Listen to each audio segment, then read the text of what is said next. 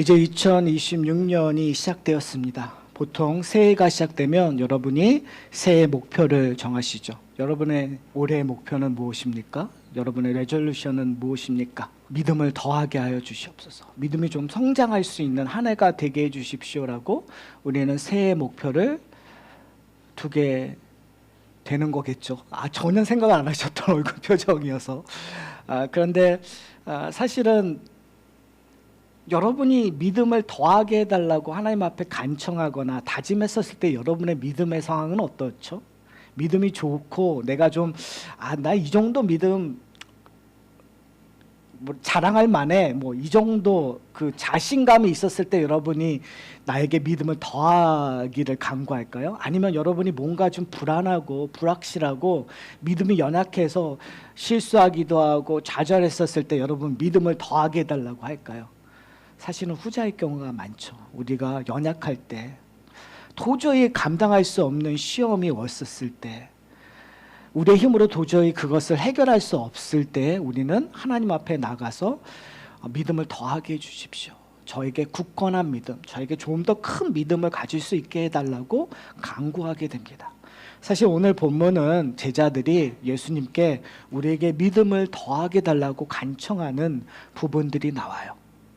저는 오늘 이 본문을 통해서 우리는 2026년에 어떠한 마음을 품고 어떠한 삶의 목적을 가지고 살아가야 되는지를 좀 한번 고민하는 시간이 되었으면 좋겠습니다. 그런데요, 오늘 본문의 시작은 이렇게 되고 있습니다. 예수님께서 제자들에게 이르시되.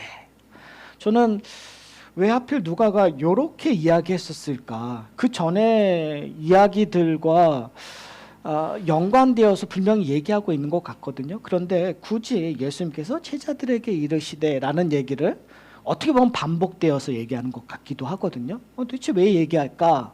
라는 생각을 했는데 그 결과는 아마 이런 것 같습니다. 사실은 이 이야기는 제자들에게도 얘기하는 거겠지만 누구에게 얘기하는 거겠어요? 지금 저희가 몇 주 동안, 몇 달 동안에 누가복음을 살펴보면서 예수님께서 비판하고 지적했었던 사람들이 있었어요. 누구였죠? 바리새인들이었단 말이에요.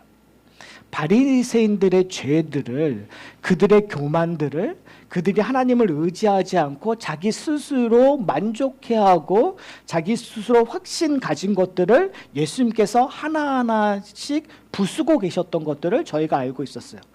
그리고 예수님께서 옛 율법의 시대가 지났고 이제 새로운 시대, 예수 그리스도의 법이 있는 예수 그리스도의 새로운 사랑의 시대가 시작되었다는 것들을 선포했었어요. 그런 의미에서 하나의 증표가 뭐였냐면 부자와 나사로의 이야기였었단 말이에요. 바리새인들은 자신들이 부자이고 바리새인들은 자신들이 하나님의 법을 잘 알고 있었기 때문에 당연히 천국에 가 있을 것이라고 생각했고, 거지들과 그리고 하나님 앞에서 율법을 범한 부정한 자들은 당연히 지옥에 갔을 거라고 생각하고 있었는데 예수님께서는 비유를 드시면서 부자와 나사로의 이야기, 전혀 그들이 상상할 수 없는 놀라운 이야기들을 우리에게 하고 계셨던 거란 말이에요. 그러면서 예수님께서 제자들에게 이야기를 하세요. 근데 뭐라고 얘기하시냐면 이렇게 얘기해요. 실족하게 하는 것이 없을 수는 없으나 그렇게 하는 자에게는 화로다. 다른 말로 얘기하면 실족하게 하면 화를 받을 수밖에 없다라는 거예요. 근데 이게 지금 분명히 제자들에게 너희도 실족하면 안 돼라는 얘기를 하고 있겠지만 결국은 누가 지금 실족하고 있다라는 거예요? 바리새인들이 실족하고 있었다라는 얘기를 지금 예수님께서 하시면서 그런 연장선상에서 얘기를 하고 있는 거죠. 그런데요, 예수님께서 참 험한 말을 하시는 것 같아요. 요즘에 한 국회의원이 전 국회의원이죠. 근데 이제 장관 지명을 받았는데 옛날에 보좌관들에게 험한 말을 했었던 것 때문에 요즘에 뉴스에 많이 나오고 있어요. 근데 저는 왠지 이상하게 참 시대가 변했다는 생각을 하게 돼요. 근데 옛날에 한 10년 전, 20년 전 그런 말을 좀 그렇지만 다들 했었던 경험이 있었거든요. 제가 듣기에는 좀 뭔가 좀 부족하면 그런 말을 정말 서스럼 없이 했었던 시대가 있었어요. 근데 요새는 그런 얘기를 하면 참 안 되는 시대로 변한 거죠. 근데 2000년 전에 예수님의 말은 좀 심한 것 같아요. 전혀 안 그렇게 생각하시는 것 같아요. 저희가 성경을 읽다 보면 그냥 예수님이 하셨으니까 당연히 맞겠지, 예수님이 하시니까 참 좋은 말만 하셨겠지라고 얘기하는데, 이게요, 남의 얘기가 되면 그러거니 해요. 근데 이게 내 얘기가 되면 다르게 와닿을 수 있거든요. 제가 왜 이런 얘기를 하냐면, 지금 예수님께서 제자들에게 얘기했는데 제자들에게 한 경고는 분명히 바리새인들의 얘기이긴 하지만 이 얘기가 누구의 얘기도 될 수 있다는 경고예요. 제자들의 얘기에게 향한 경고일 수도 있고, 그렇다면 그 경고는 누구에게 향한 경고겠어요? 우리에게 향한 경고라는 사실을 기억했으면 좋겠어요.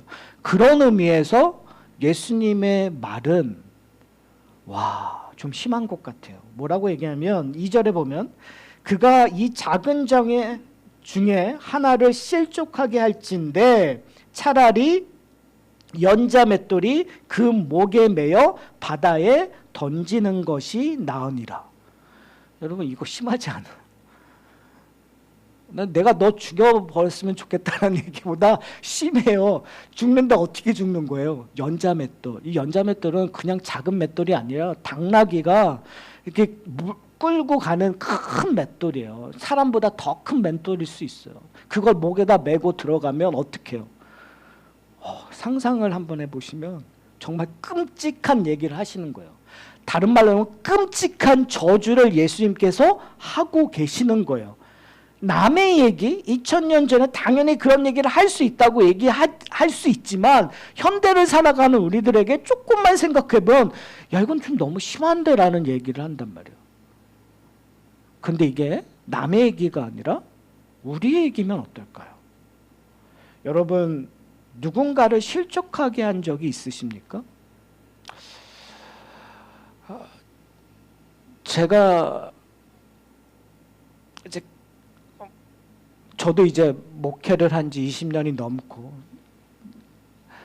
그러니까 설교만 매주에 설교한 지가 20 몇 년이 넘으니까 이 본문을 설교를 한 적이 있더라고요.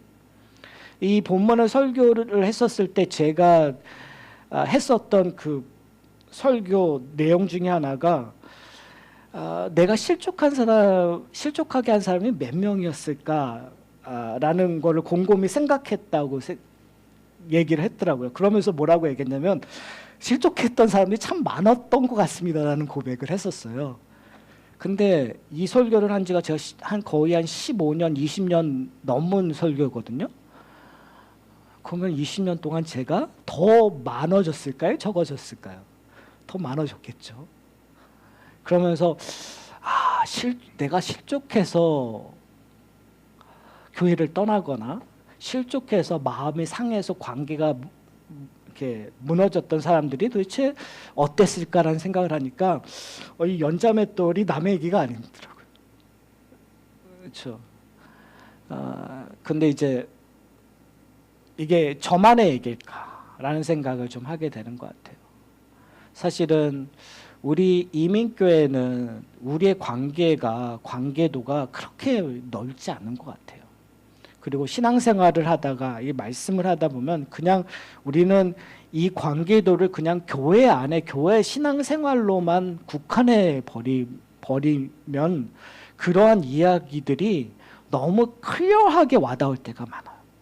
그러니까 모든 게 많고 관계도가 넓으면 어떠한 일들이 특정되는 일들이 그냥 희미하게 보이거나 그럴 수도 있어라고 가지만 우리의 이민사회들이 짧게 길든 어떠한 사건들이 되게 크고 되게 확실하게 올 때가 참 많아요.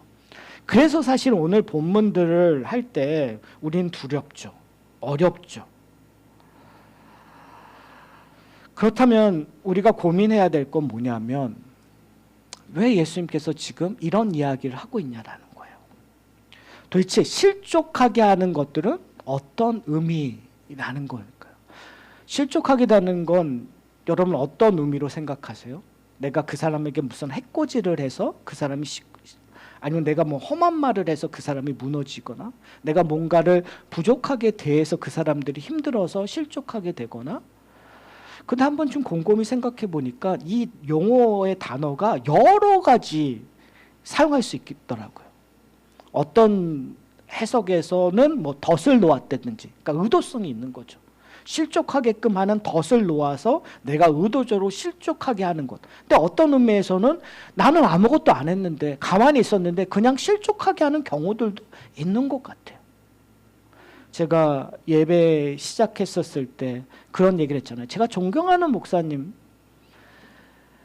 요즘에 그 화제가 되는데 그분이 저를 실질적으로, 제가 그게 교인도 아니고 그러니까 제가 실질적으로 실족되지는 않았단 말이에요. 그럴 이유도 없어요. 그러나 저뿐만 아니라 많은 사람들이 지금 실족한 느낌이 들어요. 왜 그러냐면 존경하고 그분이 가르침들이 있었던 것과 전혀 반대되는 이야기들이 들려오니까 놀랍기도 하고 당황스럽기도 하고 근본적인 고민들이 들어간단 말이에요. 그러면 사실은 이거는 되게 인터랙티브한 거란 말이에요. 간접적인 거란 말이에요. 그러니까 우리가 실족하게 된다라는 것 이 자체가 쉽지 않은 이야기인 것 같아요. 그리고 여기에 본문이 작은 자 중에 하나라고 얘기했잖아요. 근데 이게 작은 자를 해석했었을 때 뭐 소위 말해서 소외되고 힘이 없고 가난한 자고 이렇게도 얘기하지만 이 작은 자라는 표현들을 어떤 신학자들은 그냥 제너럴한 크리스천들이라고 이야기하는 사람들도 많아요. 그러니까 어떤 의미든 아주 사소하게 몇 사람들을 그냥 우리가 실족했다면 그것조차도 지금 예수님께서 얘기하는 경고는 그냥 놔두지 않겠다는 얘기예요. 어렵잖아요. 어떤 의미에서는 바리새인들이 그렇게 지키려고 노력했던 그 율법의 잣대보다 더 강하게 우리에게 요구하는 것들을 경험하게 되는 것 같아요. 왜 예수님께서 이런 얘기를 했을까? 제가 계속 반복해서 얘기하지만 일단은 바리새인들에게 얘기했던 거죠. 바리새인들이 율법을 잘 지키려고 노력을 했고 그들이 그러한 열심의 결과들이 오히려 적은 자들, 힘없는 자들, 연약한 자들을 실족하게 만들었다는 것들을 예수님께서 지적하고 싶어하는 것들이 있어요. 그리고 제자들에게도 이것들을 동일하게 경고하고 있다는 거죠. 그렇다면 이것들을 우리는 어떻게 해야 할까? 우리의 고민에 대한 지점은 바로 여기 있는 것 같아요. 과연 우리가 열심히 하나님의 말씀을 배우고 열심히 그것들을 실행한다고 했었을 때 그 실행의 목적이 어디에 있는가를 고민했으면 좋겠어요. 그 목적이 나의 교만, 나의 의를 증거하는 것, 내 의를 증거하기 위해서 의도적으로 누군가를 실족하게 하는 일들을 했다면 오늘 이 경고는 무게감이 엄청나게 우리에게 오게 되는 거겠죠. 그리고 나서 오늘 본문 1절서부터 6절까지는 사실은 세 가지의 이야기가 합쳐 있어요. 근데 왜 이 세 가지가 합쳐 있는지 여러 가지 이유가 나오지만 결과론적으로 얘기하면 우리에게 오늘 본문의 오늘 설교의 제목처럼 용서의 믿음을 구하는 것 같아요. 그러니까 그런 의미에서 의도적으로 이 세 가지의 가르침을 의도적으로 누가가 우리에게 보여주기도 하고 그것이 다음 주에 저희가 살펴볼 무익한 종과도 연결이 있는 것 같아요. 그러니까 그런 의미에서 두 번째 이야기를 3절에 하고 있는데 이렇게 얘기하고 있어요. 너희는 스스로 조심하라. 그러면서 이렇게 얘기해요. 만일 내 형제가 죄를 범하거든 경고하고 회개하거나 용서하라.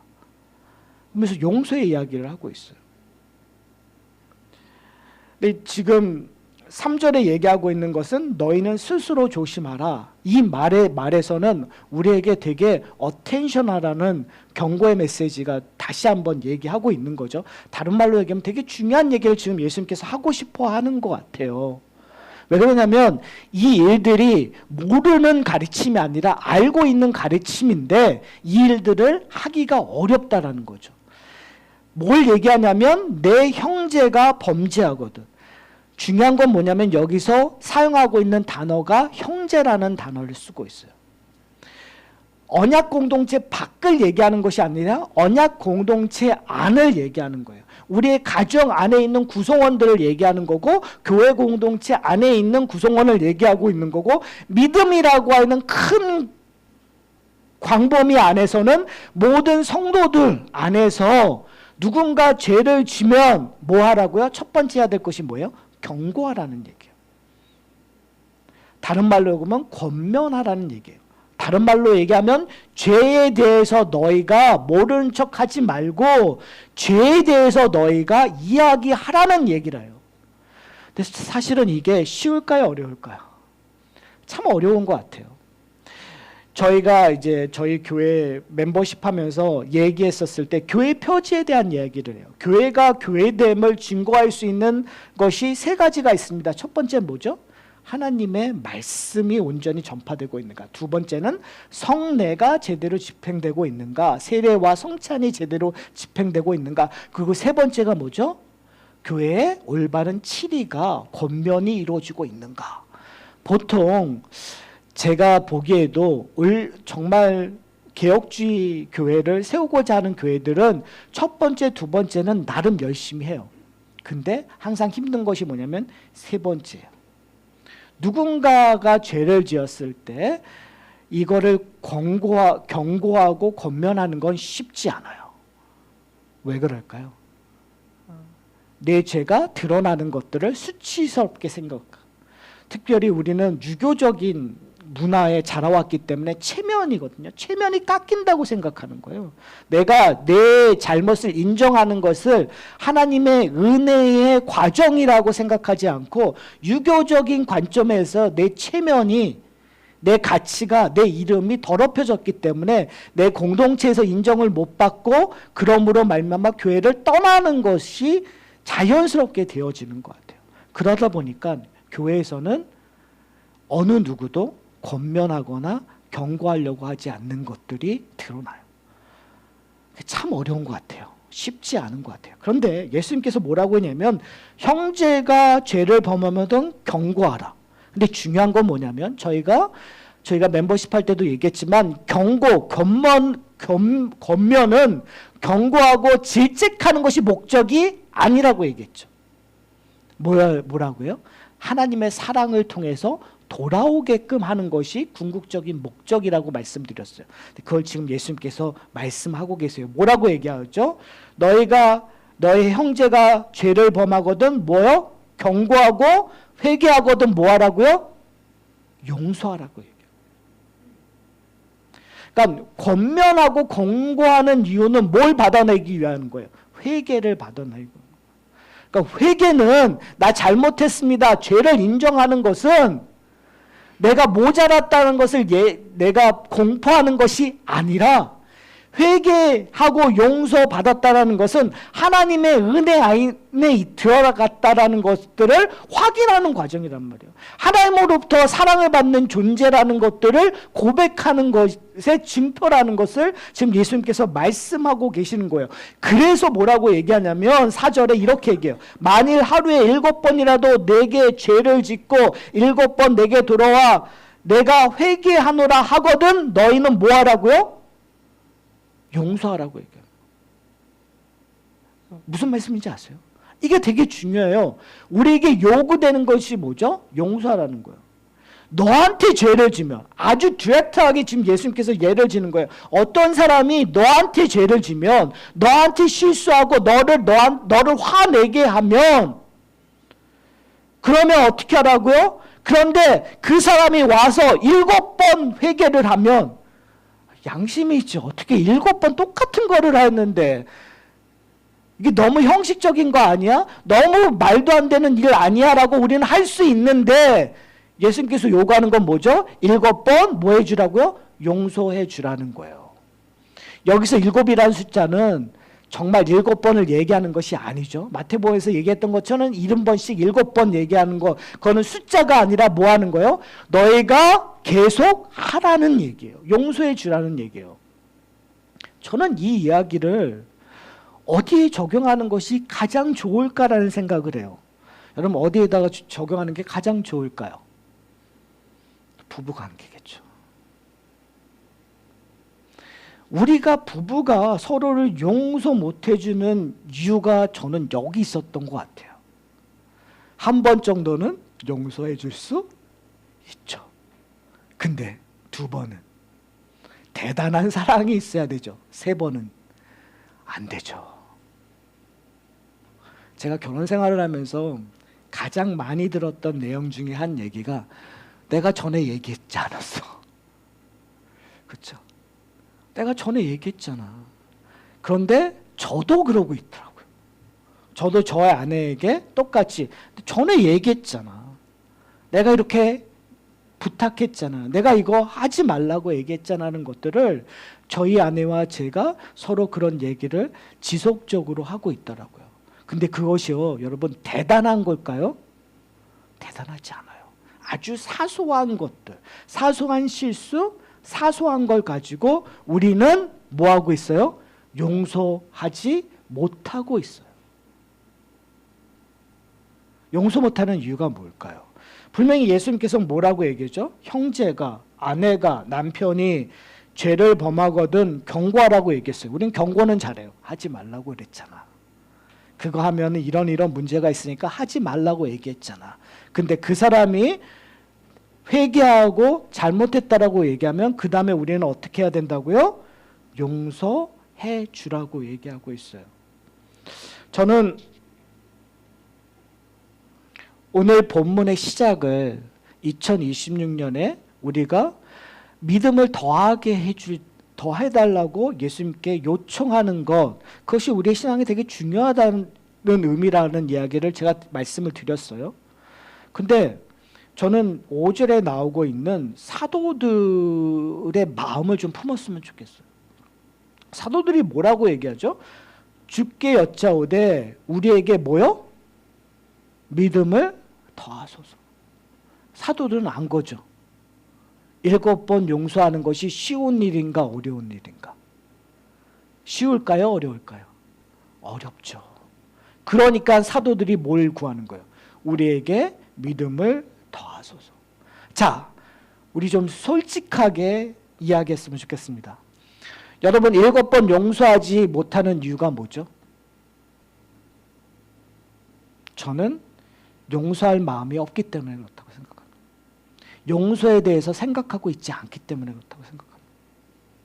용서를 회피하고 있기 때문에 그런 거예요. 만약에 우리가 용서할 마음이 있다면, 용서에 대한 가치를 온전히 알고 있었다면 우리는 누구와 같은 반응을 해야 되는 거죠? 사도와 같은 반응을 해야 돼요. 우리에게 믿음을 더하소서. 우리에게 믿음을 더하소서라는 의미는 뭘까요? 바리새인들은요 이런 고백을 하지 않았어요. 바리새인들은 뭐 했다고 얘기하죠? 비웃었다고 얘기했어요. 예수님의 가르침을 보고 비웃었다고 얘기해요. 그것이 도대체 말이 되는 거냐라고 얘기했었어요. 자신들하고 전혀 다른 이야기를 하고 있어요. 자신은 온전히 하나님 앞에서 온전한 길을 걷고 있다고 생각을 했었어요. 자신들이 예수님보다 더 월등하다고 생각했었어요. 그렇기 때문에 예수님께 나와서 여쭐 수 없었어요. 근데 사도들은 자신들의 무능함을 안 거죠. 자신들의 할 수 없음을 알았었어요. 근데 우리는 지금 어떻게 신앙생활을 하고 있죠? 우리는 예수님께 여쭈지 않는 신앙생활을 할 때가 참 많은 것 같아요. 내 힘으로 뭔가를 해보려고 노력해서 내가 이렇게 하면 되지 않을까요? 열심히 하는데 그 열심의 끝은 결국은 자기 자랑, 자기 교만으로 가거나 아니면 아예 관심이 없는, 아예 용서하고자 하지도 않고 거기에 대한 관심이 없는 양극단의 신앙생활을 할 때가 참 많은 것 같아요. 그런 의미에서 저는 오늘 본문에서 얘기하고 있는 이런 질문들이 2026년에 하산학교의 공동체와 여러분의 가정에 풍성해졌으면 좋겠어요. 뭘 인정하는 거예요? 우리의 무능함을 인정하는 거예요. 내가 할 수 없음을, 내가 한 번밖에 용서하지 못하는 것들을 인정하는 거예요. 내가 아내에게 그렇게 인내하지 못하는 내 자신을 인정하는 거예요. 내 자녀들에게 인내하지 못하고 내 생각과 내 목적과 내 계획을 강요하는 것들에 악함을 인정하는 거예요.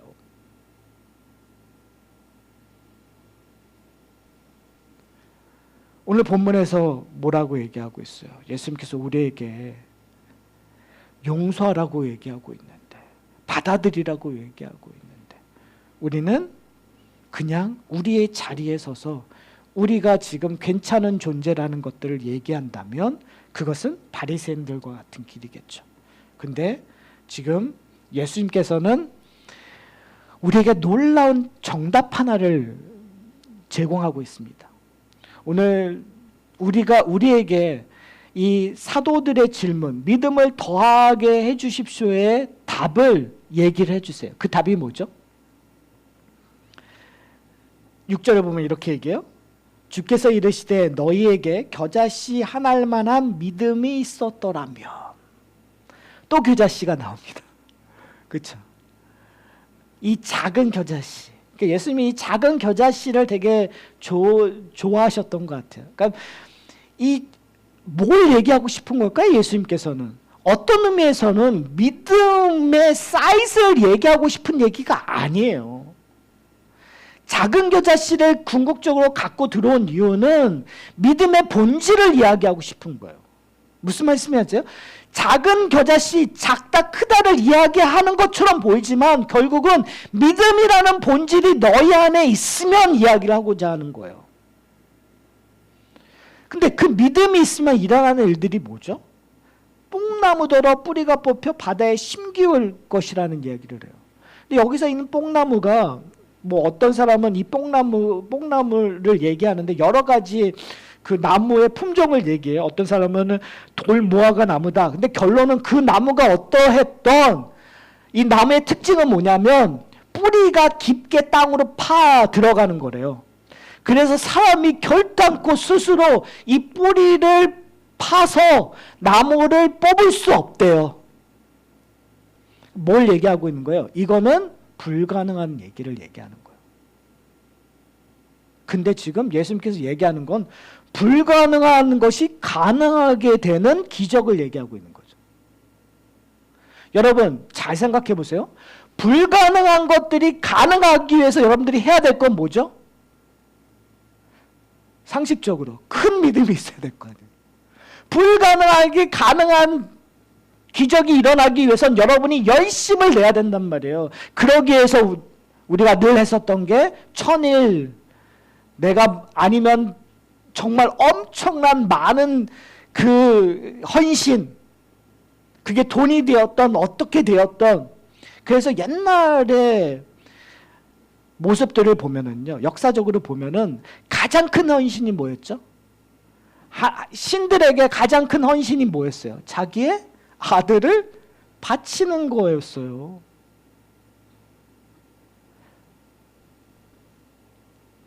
여러분, 그런데 지금 예수님께서는 완전히 다른 이야기를 하고 계세요. 뭘 얘기하죠? 너희에게 큰 믿음이 아니라, 큰 헌신이 아니라 뭐만한 것들요? 겨자씨만한 믿음. 제자들은 믿음을 더하게 해달라고 요구했는데, 사이즈가 큰 걸 요구했는데 예수님께서는 사이즈가 중요한 게 아니야. 본질이 중요한 거야. 믿음이라는 본질이 있으면 돼 라고 얘기하는 거예요, 여러분. 그러면 도대체 예수님은 뭘 얘기하고 싶은 걸까요? 저는 다시 한번 2절로 돌아갔으면 좋겠어요. 이 작은 자 중에 하나를 실족하면 뭐를 받는다고요? 연자맷돌에 목을 매어 바다에 던지는 저주를 받는 거잖아요. 다른 말로 하면 영원한 형벌을 받는 거예요. 누가 받아야 되죠? 여러분 여기서 벗어날 수 있는 분 계세요? 전 없다고 생각해요.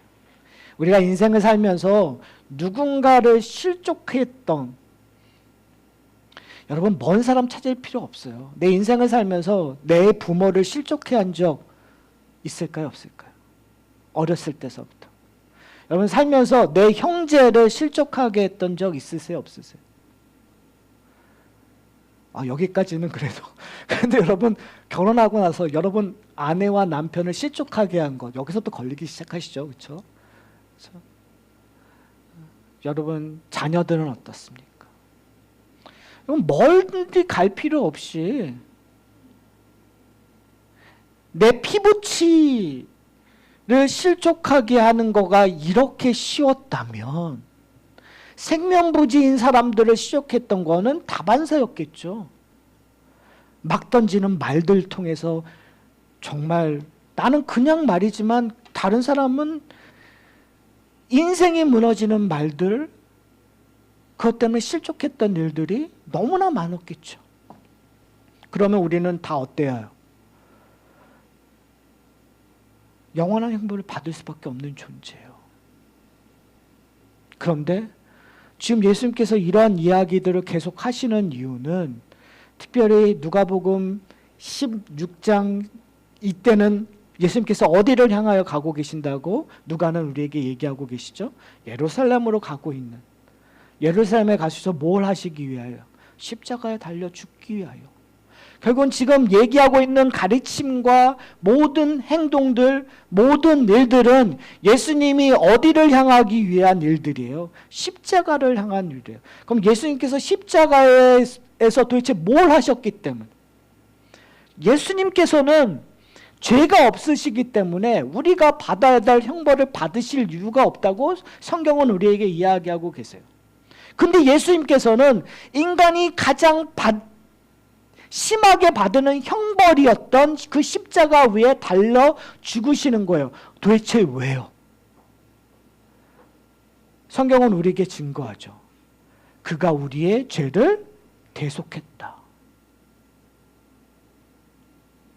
사랑하는 성도 여러분, 겨자씨만한 믿음은 어디서부터 발견되냐면 예수 그리스도와 내가 연합함으로 발견되는 거예요. 우리는 용서할 수가 없어요. 7번 용서하는 것이 아니라 한 번조차 용서하는 것도 힘겹고요. 한 번 용서하면 그걸 자랑해야 되는 존재예요. 누군가 한 번 용서하면 그것이 얼마나 큰 희락과 자랑거리가 되는지 몰라요. 그런 우리들인데, 근데 예수님께서는 어떻게 해요? 십자가에 달려 돌아가셔서 우리의 모두의 죄를 단번에 용서해 주셨어요. 십자가에 그 용서가 없었다면 우리의 용서는 아무런 의미가 없는 거 아닙니까? 십자가의 용서 때문에 우리는 겨자씨만한 믿음이 주어졌던 거예요. 지금 예수님께서 얘기하는 거예요. 제자들에게 너에게 이미 뭐가 심겨졌다고요? 겨자씨만한 믿음이 심겨진 거예요. 사랑하는 성도 여러분, 그 믿음이 성령이 임하자 어떻게 해요? 그들의 인생 속에서 싹트기 시작했어요. 그들을 통해서 교회 공동체가 세워졌고 그 공동체의 열매 속에 누가 있는 거죠? 저와 여러분이 있게 되었어요. 사랑하는 성도 여러분, 오늘 이 경고의 메시지가 우리로 하여금 다시 한번 성령의 힘으로 하나님 앞에 아뢰는 우리에게 믿음을 더하게 해주십시오. 근데 그때 예수님께서 뭐라고 얘기하죠? 겨자씨만한 믿음이 너에게 있다면. 그럼 제가 다시 한번 여러분에게 질문하겠습니다. 여러분, 겨자씨만한 믿음이 여러분에게 있습니까? 아멘. 있잖아요. 자, 그러면 우리의 인생 속에서 뭐가 이루어져야 되는 거예요? 기적이 이루어져야죠. 뽕나무가 바다에 던지는 일들이 여러분의 삶 속에서 이루어지고 있습니까? 안 이루어집니까? 이러면 또 여러분 이루어지고 있는 거예요. 왜요? 내 힘으로 못하는 용서들을 하게끔 만들어 주시는 거예요. 거기에 대한 약속들이 있어요. 결국은 문제는 뭐냐면 그 약속을 우리가 믿고 따를 때, 겨자씨한 믿음을 가지고 의지했었을 때 내 인생 속에서 보여지는 일들, 그 축복의 사건들이 2026년에는 좀 많이 일어났으면 좋겠어요. 정말 내 힘으로 이루어질 수 없는 일들이, 그 불가능한 일들이 내 인생 속에서 일어나서 남편에게 조금 참고, 아내를 사랑하고, 자식들에게 인내하고, 부모를 보답는 그런 놀라운 일들이 우리 가운데 경험하게 되면 생면부지였던 우리 길 가다 만나는 사람들, 이웃들, 나하고 전혀 상관없는 소외되고 힘없고 연약한 사람들에게 내 마음을 나눠줄 수 있는 그런 놀라운 기적들이 일어나지 않겠습니까? 저는 그 기적의 시작이 바로 오늘 예수 그리스도의 말씀에 반응하는 예배를 통해서, 우리의 하산학교의 공동체 교제를 통해서 풍성히 일어나는 새해 첫 주일이 되기를 소원합니다.